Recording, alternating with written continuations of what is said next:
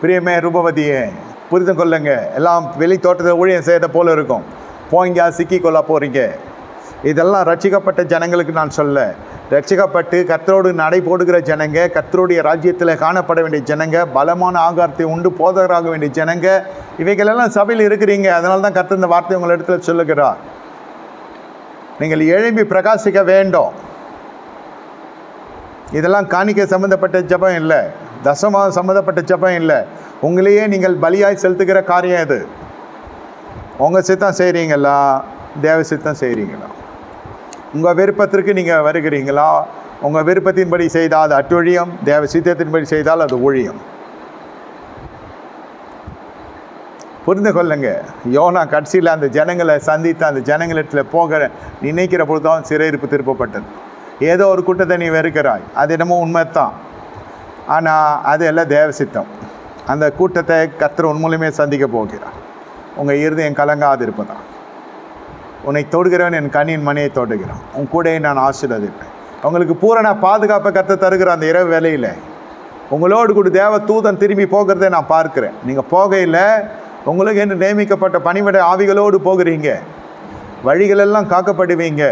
எங்கள் வழிகளெல்லாம் சரியில்லை, அந்த பணிவிட ஆவிகள் வரல. ஒருத்தன் மீன் வழித்தில் போய் மாட்டிக்கிறான், ஒரு தீர்க்கதரிசி.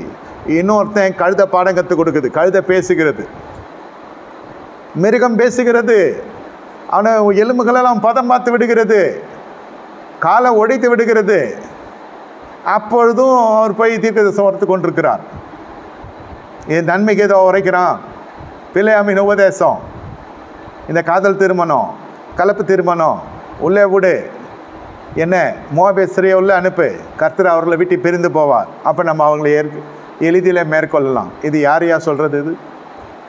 இது இப்படி சொல்லலாலும் இதெல்லாம் இந்த மாதிரி கலப்பு திருமணமும் காதல் திருமணத்தை உற்சாகப்படுத்துகிற ஜனங்கள்லாம் பிள்ளையாமின் உபதேசத்தின் அடிப்படையில் வருகிறவங்க. மிகப்பெரிய கோபாக்கனை, கர்த்தரை கோபாக்கனை வீட்டில் வந்து நிற்கும்.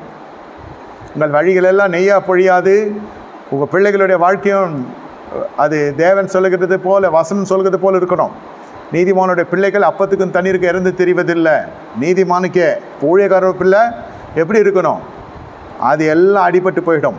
இப்படியெல்லாம் நீங்கள் எதிர்மறையாக பயணப்பட்டீங்கன்னா, பிரியமே ரூபவதியே, இந்த கர்த்தங்களோடு கூட இடைப்படுகிறார். அவருடைய வழிகளிலே நட, அவரே உன் காரியத்தை வாய்க்க செய்வார். நடைகளெல்லாம் கர்த்தருக்கு உறுதிப்படுத்தப்படும்.